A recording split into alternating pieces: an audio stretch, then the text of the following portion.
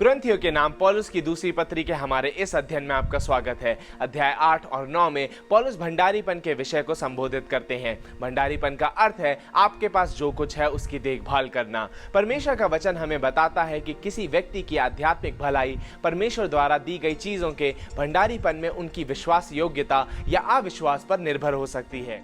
लूका अध्याय 16 में प्रभु अन्याय भंडारी के दृष्टांत में शिक्षा देते हैं कि यदि आप पैसों का प्रबंधन करने के तरीकों में विश्वास योग्य नहीं हैं, तो परमेश्वर आपको वास्तविक आध्यात्मिक धन की आशीष नहीं देंगे। परमेश्वर आपसे आध्यात्मिक आशीषें रोक सकते हैं।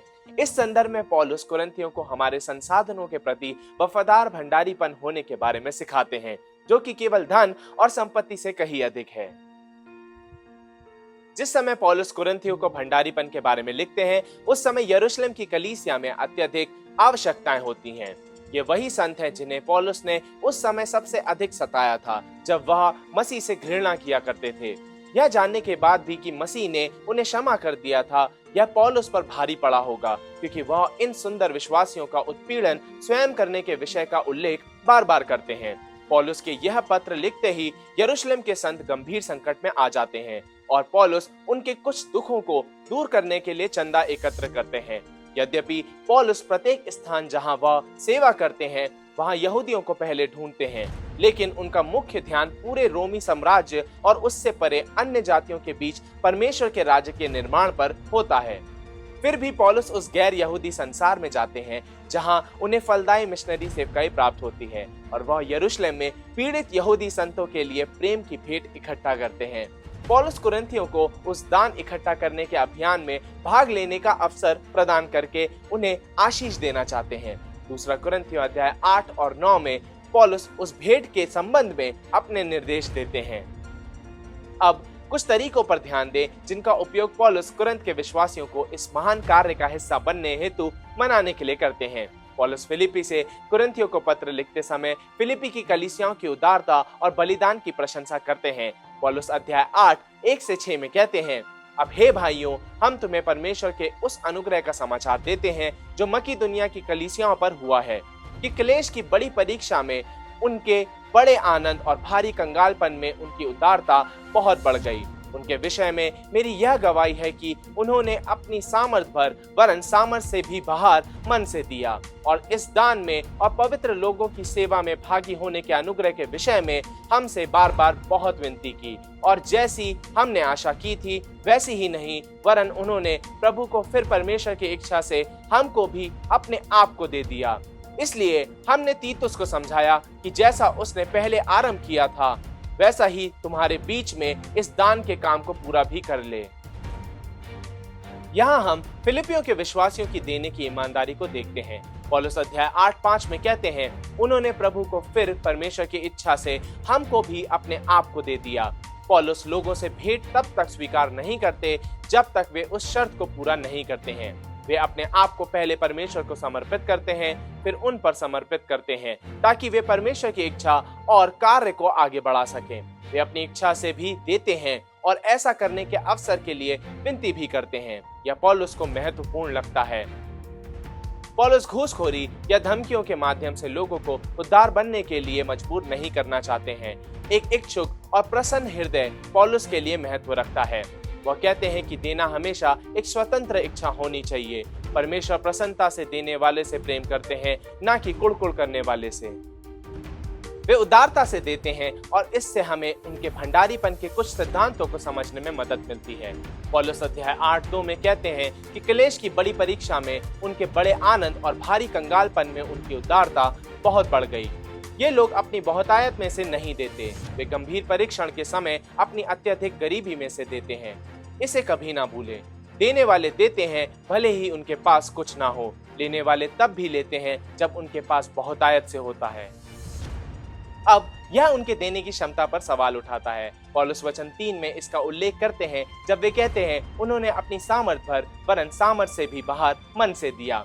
पौलुस कहते हैं कि फिलिपियों का दान उनके पास जो कुछ है उस पर आधारित है, ना कि उस पर जो उनके पास नहीं है। बहुत बार जब हम देने के बारे में सोचते हैं तो हम अवास्तविक रूप से सोचते हैं, अब अगर मेरे पास बहुत पैसा होता तो मैं बहुत सारा पैसा प्रभु को देता। परंतु आपका भंडारीपन उस पर आधारित नहीं होता है जो आपके पास नहीं है। आपका भंडारीपन आपके पास क्या है इस पर आधारित होता है।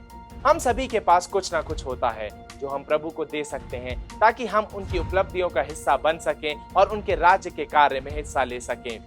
आपके देने की गुणवत्ता आपके पास मौजूद संसाधनों की मात्रा के बारे में नहीं होती है। यह राज्य के लिए आप जो कुछ भी कर सकते हैं उसमें योगदान करने की इच्छा की मात्रा के बारे में होती है। फिलिपियों अपनी क्षमता से परे देते हैं, इसलिए पौलुस इन 2 अध्यायों के आरंभ में कहते हैं, मैं तुम्हें फिलिपियों को देने के अनुग्रह के बारे में बताना चाहता हूँ। इसका अभिप्राय इस बात से नहीं है कि आप क्या पूरा करते हैं या प्राप्त करते हैं। इसका अर्थ यह है कि आपके जीवन में परमेश्वर की कृपा के कारण क्या संभव है। आप देने के क्षेत्र में परमेश्वर की कृपा साबित कर सकते हैं। इसे ही पौलुस देने का अनुग्रह कहते हैं। फिर दूसरा कुरिन्थियों अध्याय 8 6 से 8 में पौलुस कुरिन्थ वासियों को चर्चा में लाते हैं और यह कहते हुए फिलिपियों के लिए अपनी प्रशंसा को वह उनका अनुसरण करने के लिए एक उदाहरण के रूप में स्थापित करते हैं। इसलिए हमने तीतुस को समझाया कि जैसा उसने पहले आरंभ किया था वैसा ही तुम्हारे बीच में इस दान के काम को पूरा भी कर ले। इसलिए जैसे तुम हर बात में अर्थात विश्वास, वचन, ज्ञान और सब प्रकार के यत्न में और उस प्रेम में जो हमसे रखते हो बढ़ते जाते हो, वैसे ही इस दान के काम में भी बढ़ते जाओ। मैं आज्ञा की रीति पर तो नहीं परंतु दूसरों के उत्साह से तुम्हारे प्रेम की सच्चाई को परखने के लिए कहता हूँ। ये विश्वासी कई मायनों में उत्कृष्ट हैं, फिर भी उनमें उदारता की कमी है। दूसरा कुरिन्थियों अध्याय 8, 9 और 10 में पौलुस इस सुंदर कथन पर अपने प्रोत्साहन को आधार बनाते हुए कहते हैं, तुम हमारे प्रभु यीशु मसीह का अनुग्रह जानते हो कि वह धनी होकर भी तुम्हारे लिए कंगाल बन गया ताकि उसके कंगाल हो जाने से तुम धनी हो जाओ। इस बात में मेरी सलाह यही है, यह तुम्हारे लिए अच्छा है जो 1 वर्ष से ना तो केवल इस काम को करने ही में परंतु इस बात के चाहने में भी प्रथम हुए थे। यहाँ पौलुस उस सर्वाधिक धनी व्यक्ति की ओर संकेत करते हैं जिसके बारे में वह सोच सकते हैं, अर्थात परमेश्वर के पुत्र। उनके पास सब कुछ था लेकिन उन्होंने उन लोगों के लिए सब कुछ छोड़ दिया जिन्हें वह प्रेम करते थे। उन्होंने अपने पास कुछ भी नहीं रखा। इससे ज्यादा उदारता नहीं हो सकती है। दूसरा कुरिन्थियों अध्याय 9 6 से 9 में पौलुस दोबारा यह कहते हैं, परमेश्वर के राज्य में आप कितना देते हैं यह महत्वपूर्ण नहीं होता है, बल्कि यह महत्व रखता है कि देने के पीछे आपका हृदय कैसा है। परमेश्वर देखते हैं और उदारता का पुरस्कार देते हैं। देने वाले देते हैं भले ही उनके पास कुछ ना हो। यह एक दूसरे मुद्दे की ओर ले जाता है जिसे हम इस खंड में देखते हैं। प्रभु को देने में समानता का एक तत्व है। परमेश्वर इन फिलिपियों के जैसे किसी गरीब व्यक्ति का भेंट लेकर उस छोटी सी भेंट में से इतना अधिक उत्पादन कर सकते हैं जितना कोई मनुष्य एक धनी व्यक्ति के दान से उत्पादन कर सकता है। पौलुस कहते हैं कि यह पूर्ण समानता है जो देने के क्षेत्र में परमेश्वर की कृपा से संभव होती है। परमेश्वर अपने राज्य के उद्देश्यों को पूरा करने के लिए त्यागपूर्ण भेंट का उपयोग करते हैं, चाहे वह कितनी भी मात्रा में क्यों ना हो। क्या मरकुस अध्याय 12 41 से 44 में विधवा की भेंट के बारे में यीशु की शिक्षा का यही सार नहीं है? वह मंदिर के भंडार के सामने बैठकर देख रहा था कि लोग मंदिर के भंडार में किस प्रकार पैसे डालते हैं और बहुत से धनवानों ने बहुत कुछ डाला। इतने में एक कंगाल विधवा ने आकर 2 दमड़ियां जो एक अधेले के बराबर होती हैं डाली। तब उसने अपने चेलों को पास बुलाकर उनसे कहा, मैं तुमसे सच कहता हूँ कि मंदिर के भंडार में डालने वालों में से इस कंगाल विधवा ने सबसे बढ़कर डाला है, क्योंकि सब ने अपने धन की बढ़ती में से डाला है, परंतु इसने अपनी घटी में से जो कुछ उसका था अर्थात अपनी सारी जीविका डाल दी है। विधवा की भेंट हमें कुछ याद दिलाती है जो हम पुराने नियम में देखते हैं। दशमांश का अनुशासन। दशमांश शब्द का अर्थ 10वां होता है। यह एक व्यक्ति के पास जो कुछ भी है उसका पहला 10वां हिस्सा होता है। हालांकि यह केवल एक व्यक्ति के पास जो कुछ भी है उसका 10वां हिस्सा नहीं है, यह पहला 10वां हिस्सा है। दशमांश के बारे में यह महत्वपूर्ण बात है। मलाकी के अनुसार दशमांश रखने पर लोग परमेश्वर को लूट रहे हैं। 10वें से परे जो परमेश्वर का है वे भेंट देते हैं, फिर भेंट से परे वे बलिदान करते हैं। देने के बारे में नए नियम की अवधारणा इस विषय को थोड़ा और विकसित करती है। यह दशमांश से भी आगे जाती है। बहुत से जो दशमांश को पुराने नियम के रूप में अस्वीकार करते हैं वे नए नियम के भंडारीपन के बिंदु से पूरी तरह चूक गए हैं। हम ऐसा व्यवहार नहीं करते हैं जैसा कि हमें मजबूर किया जा रहा है और हम डर व धमकी की वजह से दे रहे हैं। हम संसार भर में मनुष्यों के दिलों में परमेश्वर के राज को उभरता हुआ देखने की जोशीली इच्छा से उमड़ते हुए स्वेच्छा पूर्वक देते हैं। यदि आप कलीसिया के साथ कंजूस हैं, तो आप परमेश्वर के साथ कंजूस हैं और आपके पास मसीह के प्रति अपने समर्पण की जांच करने का अच्छा कारण उपलब्ध है। अगर आप अपनी मदद के बजाय दूसरों की मदद के लिए पैसे जाने पर खेद या डाह करते हैं, तो आपको स्वयं से यह सवाल करना चाहिए कि क्या मसीह की आत्मा आपके दिल में राज्य करती है। नए नियम के सिद्धांत को सबसे अच्छी तरह से हम कुछ इस तरह जान सकते हैं। सब कुछ परमेश्वर का है और जो परमेश्वर ने आपको दिया है, आप उसके केवल एक भंडारी या प्रबंधक हैं। भंडारीपन यह नहीं सिखाता कि आप परमेश्वर को केवल 10% दें और शेष आपकी इच्छा अनुसार उपयोग करने के लिए उपलब्ध है। नहीं, भंडारीपन कहता है कि यह सब परमेश्वर का है और जो कुछ उन्होंने आपको दिया है उसके लिए आप जिम्मेदार हैं। उस अंतिम दिन में जब आप परमेश्वर को अपने भंडारीपन का लेखा जोखा देने के लिए प्रभु के सामने खड़े होते हैं, तब विषय यह नहीं होगा कि आपने दूसरों की तुलना में कितना दिया। यह होगा कि आपने कितनी उदारता से दिया, आपने कितनी स्वेच्छा से दिया और आपने कितनी अधिक मात्रा में दिया।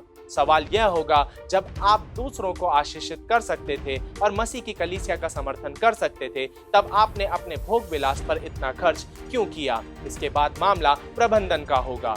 परमेश्वर की महिमा के लिए जो कुछ उन्होंने आपको सौंपा है, उसका आपने प्रबंधन कैसे किया? यह कोई खतरा या डरने की बात नहीं है, बल्कि यह आपके आध्यात्मिक स्वास्थ्य के लिए एक थर्मामीटर है। यह है परमेश्वर के राज्य में देने की समानता। हम सभी को भंडारण करने के लिए बुलाया गया है जो परमेश्वर ने हमें दिया है, चाहे वह थोड़ा हो या बहुत हो।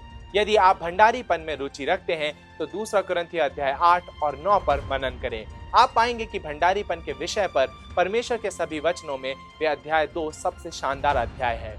पौलुस कहते हैं, यदि तुम कुरिन्थियों परमेश्वर के कार्य का हिस्सा बनना चाहते हो तो ये भंडारीपन के सिद्धांत हैं जो तुम्हें दिखाएंगे कि कैसे विश्वास योग्य भंडारी बना जाए।